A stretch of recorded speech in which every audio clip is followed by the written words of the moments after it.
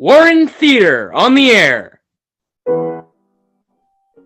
Tonight, Warren Township High School's most celebrated theatrical producing company brings to life the best-loved character in detective fiction, the immortal Sherlock Holmes. The play is Orson Welles' adaptation for radio of William Gillette's enduring melodrama based on the famous stories by Sir Arthur Conan Doyle. Before the performance begins, here are members of Warren Theater to set the stage. Good evening. Well, tonight it's back to Baker Street, back to that unlikely London of the 19th century, where high adventure await all who would seek it, whether it be in a hansom cab or under a gas lamp in an Inverness cape. For tonight, we pay tribute to the most wonderful member of that most wonderful world, a gentleman who never lived and who will never die. There are only a few of them, these permanent profiles, everlasting silhouettes on the edge of the world. There is first the little hunchback with slapstick whose hook nose is shaped like his cap. There is now and always will be the penguin-footed hobo in the derby and the baggy pants, and the small boy with the wooden head, and the long rusty knight on horseback, and the fat knight who could only procure a charge on foot. There is also the tall gentleman with the hawk's face and the underslung pipe and the fore and aft cap. We'd know them anywhere and call them easily by name, Punch, and the Charlies Chaplin and McCarthy, Quixote, Sir John, and Sherlock Holmes. As everybody knows, William Gillette, that celebrated American inventor of underacting, lent his considerable gifts as a playwright to the indestructible legend of the Conan Doyle detective, and produced the play, which is as much a part of the Holmes literature as any of Sir Arthur's own romances. And, as nobody will ever forget, he gave his face to him, for William Gillette was the aquiline and actual embodiment of Sherlock Holmes. It is too little to say that William Gillette resembled Sherlock Holmes. Sherlock Holmes looks exactly like William Gillette. Sounds like him, too. We're afraid and hope devoutly that Warren Theater and the radio will take none of the glamour from the beloved fable of Baker Street, from the pipe and the violin and the hideous purple dressing gown, from the needle and the cigar on the window ledge, and the dry, final, famous lines, "Elementary, my dear Watson, elementary," the mere child's play of deduction. My name is Watson. I'm a doctor. It was in the year 1880 that Holmes and I were introduced by a mutual acquaintance. At the time, we were both looking for a lodging that would suit our moderate means. This we found on the second floor of a house at 221B Baker Street. And it was during the years that we occupied these chambers together that Holmes achieved his unique international reputation as a consulting detective. During that time, I was privileged to be his daily companion, and I have done my modest share in giving to the world some of his most famous cases. I have written some of these cases under the names of The Speckled Band, Sign of Four, Hound of the Baskervilles, and A Study in Scarlet. They represent, however, only a minute fraction of the 643 cases that Holmes successfully solved during our years in Baker Street. Other cases I hope to one day give the world include the Tarlington murders, the sudden death of Cardinal Tosca, the case of Mrs. Farintosh, the circus belle, and the case of the royal family of Scandinavia. Each illustrates in their own way the remarkable genius of my friend, Sherlock Holmes. Since my marriage 3 years ago, Holmes has continued to occupy the Baker Street lodgings by himself. And here, almost every afternoon when my work is finished, I'm in the habit of calling on him. The sitting room as you go in is exactly as it has been for the past 13 years. The worn bearskin rug, the huge sofa covered with faded cheese, the mantelpiece clustered with miscellaneous objects, unanswered letters, and piles of loose tobacco. One side of the fireplace, in a deep armchair, with his pipe curling forth slow wreaths of acrid tobacco, sits Sherlock Holmes, draped in his hideous purple dressing gown. And Sherlock Holmes, with his violin under his chin.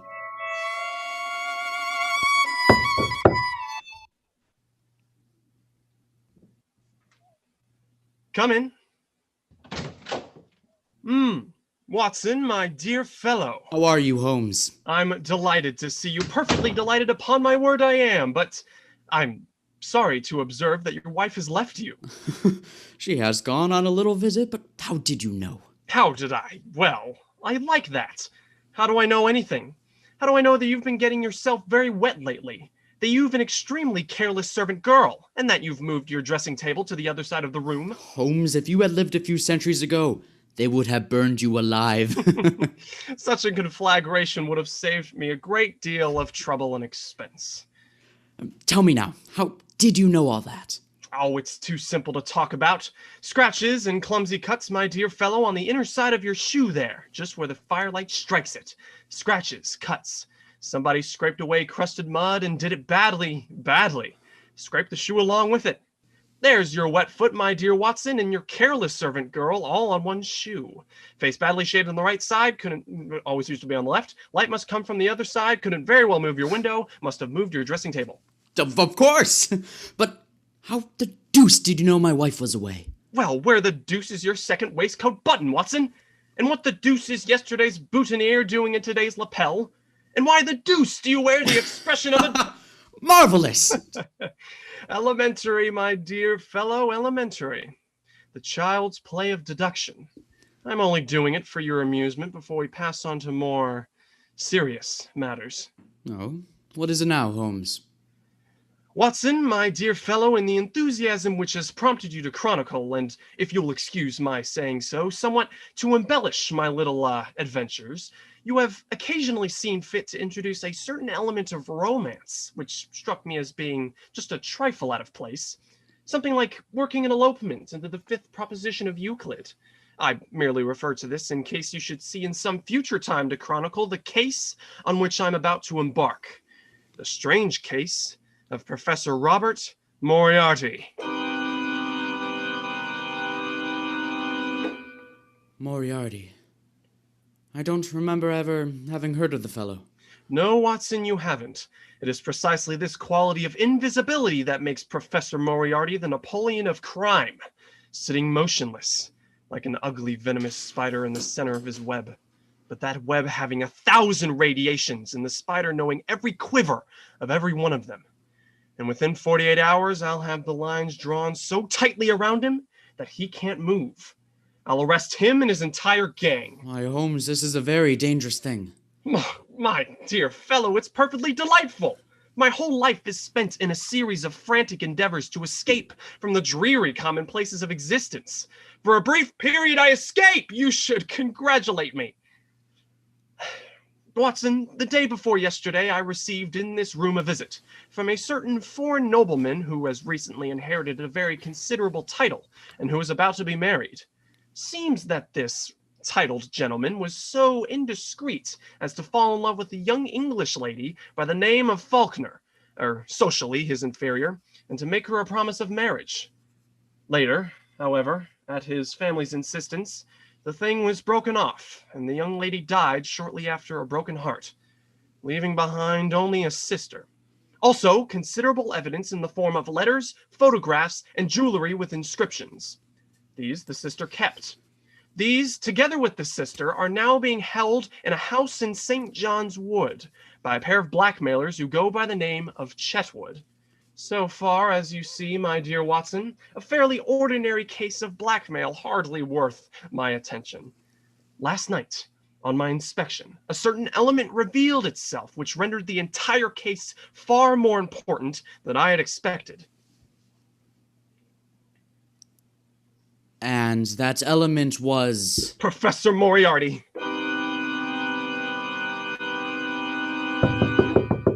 Come in.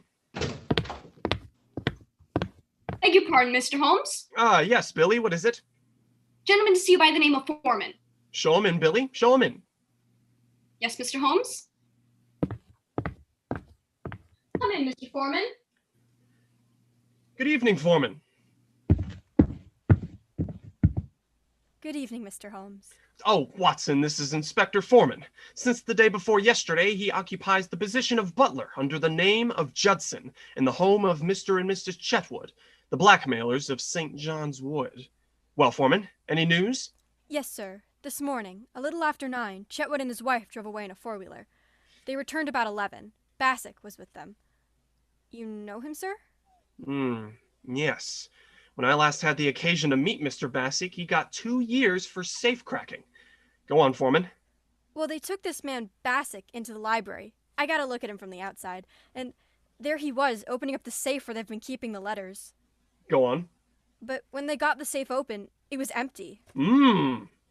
It seems as though the Faulkner girl got them back somehow. The letters. That got them pretty excited. Bassick went out to send a telegram. Have you got a copy of it? Yes, here it is, sir. It's in code. Moriarty. I thought so, Watson. This case is taking a most promising turn. Foreman, you'll return at once to the house in St. John's Wood. Within 10 minutes, I shall be there myself. If I remember correctly, the kitchen is immediately below the drawing room. Yes. When I knock over a chair in the drawing room, you'll overturn a lamp in the kitchen, scatter smoke balls, and give an alarm of fire.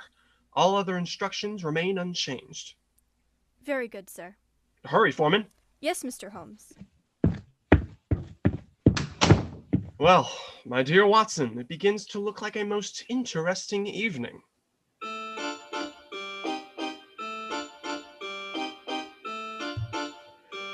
Now will you give me those letters? No! I won't! I won't! Now will ya? Ah! Now will ya?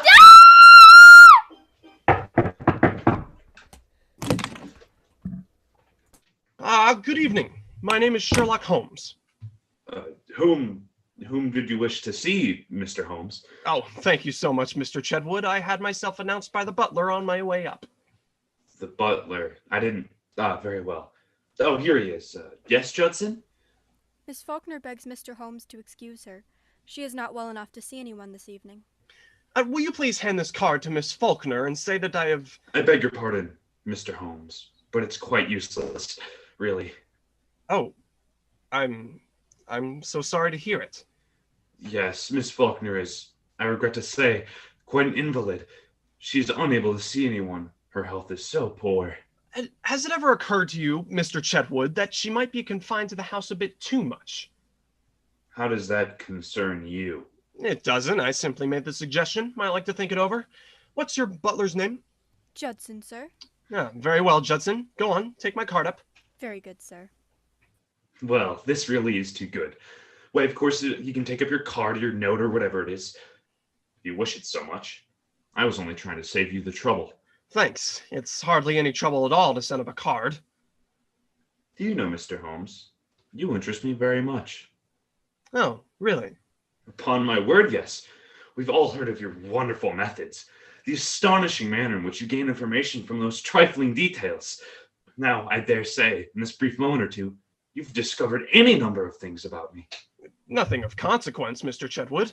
I hardly more than asked myself why you were so distressed to see me at this particular moment, and what there can possibly be about the safe in the lower part of that desk that causes you such painful anxiety. Very good indeed. If only those things were true now, I'd be wonderfully impressed. It would be absolutely remarkable. Excuse me, sir. Judson? A letter for you, Mr. Chetwood. You'll excuse me, I trust. It's from Miss Faulkner. Well, really, she begs to be allowed to see you, Mr. Holmes. She absolutely implores it. Well, I suppose I shall have to give way. Judson, ask Miss Faulkner to come down to the drawing room. Tell her Mr. Holmes is waiting to see her. Very good, sir. Quite remarkable, upon my soul. May I ask, if it's not an impertinent question, what message you could have sent up that could have so aroused Miss Faulkner's desire to come down? Merely that if she wasn't down here in 5 minutes, I'd go up. Oh, that was it. Yes, quite so. And unless I am greatly mistaken, that is the young lady on the stairs, in which case she has a minute and a half to spare. Alice, that is Miss Faulkner. Let me introduce Mr. Sherlock Holmes. Mr. Holmes? Ah, Miss Faulkner. I'm really most charmed to meet you. Although it does look as if you'd made me come down in spite of myself, doesn't it? I thank you very much indeed for consenting to see me, Miss Faulkner, but regret to observe that you were put to the trouble of making such a very rapid change of dress. Oh, yes, I did hurry a trifle, I confess. Mr. Holmes is quite living up to his reputation, isn't he, Freddie? Come in. Yes, ma'am? What are you doing here, Judson? I beg pardon, ma'am. I was answering the bell. What bell? The drawing room bell, sir. What do you mean, you blockhead? No one rang the bell. I'm quite sure it was rung, sir. Well, I'm telling you it did not ring. Your butler is right, Mr. Chetwood. The bell did ring. How do you know? I rang it. What do you want? I want to send my card to the real Miss Faulkner. The real? I said the real Miss Faulkner. Judson? Yes, sir? Holmes? What right have you to ring for servants and give orders in my house? What right have you to prevent my cards from reaching their destination? And how does it happen that you and this woman are resorting to trickery and deceit to prevent me from seeing Alice Faulkner? Through some trifling oversight, Judson, neither of the cards I handed you have been delivered. Kindly see that this error does not occur again. My orders, sir. Ah, you have orders. I can't say, sir. You were told not to deliver my card. What business is it of yours? I'd like to know. I shall satisfy your curiosity on that point in a very short time, Mr. Chetwood. Yes, and you'll find out in a very short time that isn't safe to meddle with me.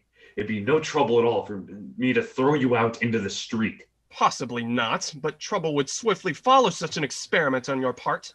It's a cursed lucky thing for you. I'm not armed. Yes. Well, when Miss Faulkner comes down here, you go and arm yourself.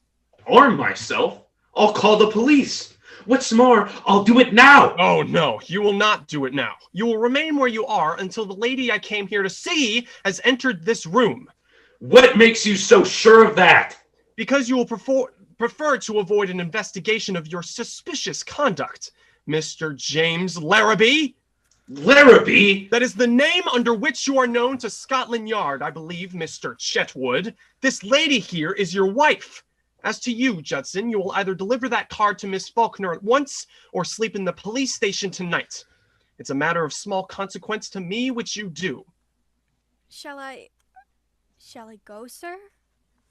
Go on, take up the card. It makes no difference to me. A short time since, Larrabee, you displayed an acute anxiety to leave the room. Pray do not let me detain you or your wife any longer. I take it you prefer to remain while I talk to Miss Faulkner? We do, Mr. Holmes. Ah, at last, Miss Faulkner. Mr. Holmes, Yes.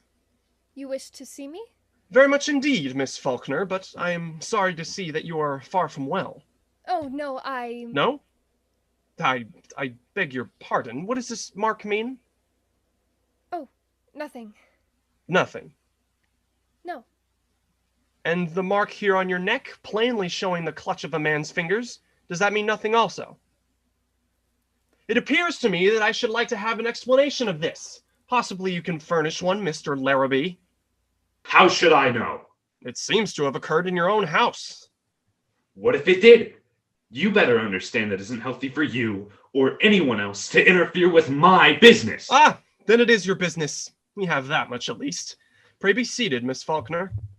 I don't know who you are, Mr. Holmes, or why you are here. I shall be very glad indeed to explain. My business is this. I've been consulted as to the possibility of obtaining from you certain letters addressed to your sister, which are supposed to be in your possession. About my sister's letters, Mr. Holmes. There are other things besides revenge. There is punishment. Believe me, Miss Faulkner. There is nothing more to say. Good night, Mr. Holmes. But, my dear Miss Faulkner! Oh, I'm so sorry. How clumsy of me to turn over this chair. Fire! Fire! Help! Help! What's that? What's that? What's going on in your house here? What is it? What's going on? Fire, Mr. Chetwood! Fire! Fire? Where? The lamp, sir! Lamp? The lamp in the kitchen, sir! It fell off the table, and everything down there is blazing, sir! Blazing? Quick, sir, come down! We're coming!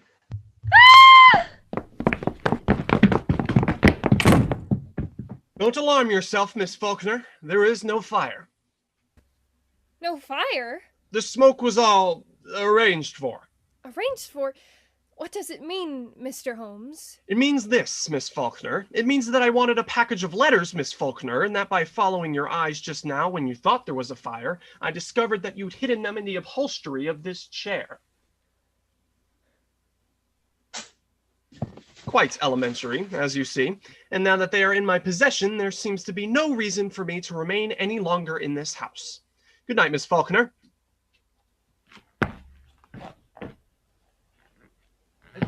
Miss Faulkner? Yes? I can't take them, Miss Faulkner. These letters belong to you. I find that I cannot keep them. Unless you can possibly change your mind and let me have them of your own free will. I hardly suppose you could. I will therefore return them to you and, oh, here's our friend Mr. Larrabee returning from the fire.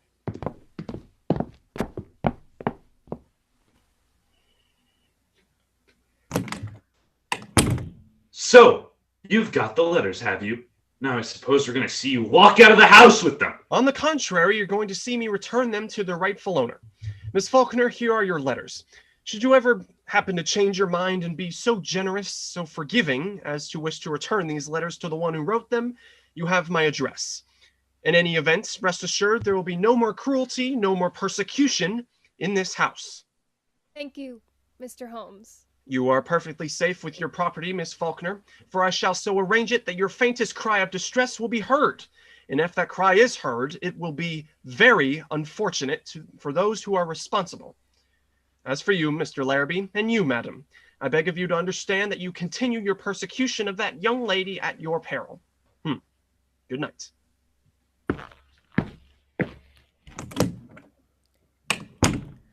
Miss Faulkner. Come here, Miss Faulkner. Now! Are you going to give me those letters? No, never! Are you going to give me those letters? Ah! Be careful, Jim! You shut up! Now then, Miss Faulkner, do you give me those letters, or do I break your arm?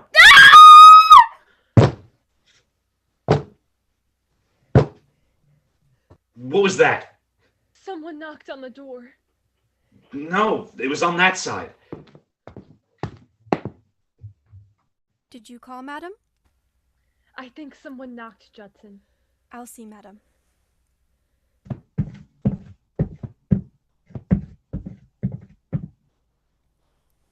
I beg pardon, madam, but there was no one at the door.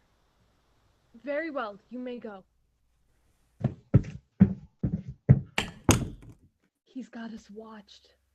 What we want to do is leave it alone. Let the Emperor have it. Do you mean Professor Moriarty? That's who I mean. Once let him get at it, he'll settle it with Holmes pretty quick.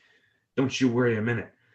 I tell you, Professor Moriarty will get at him before noon tomorrow night. He won't wait long either. When he strikes, it means death.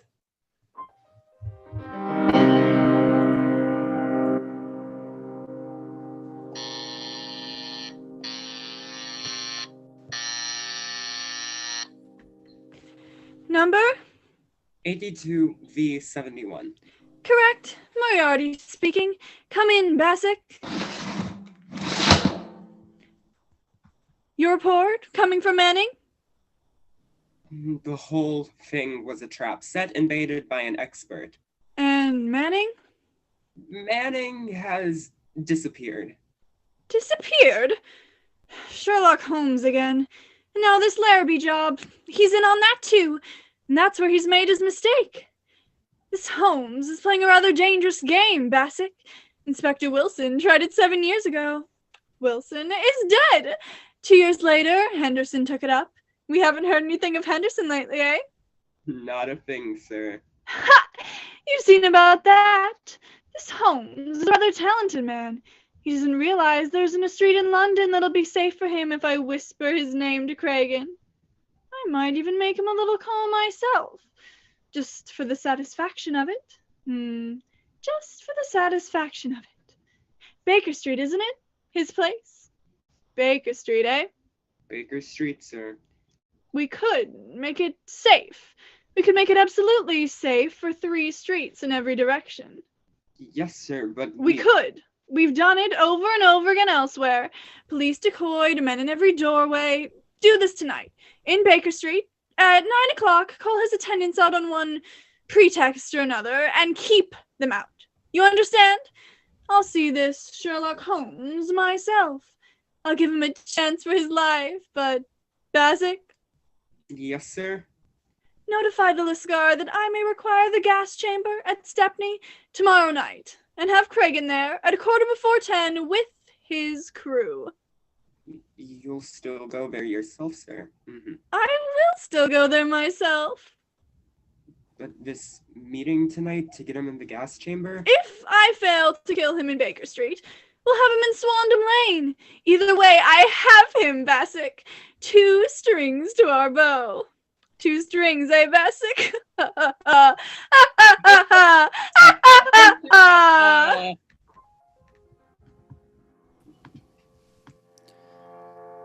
That evening, Holmes and I dined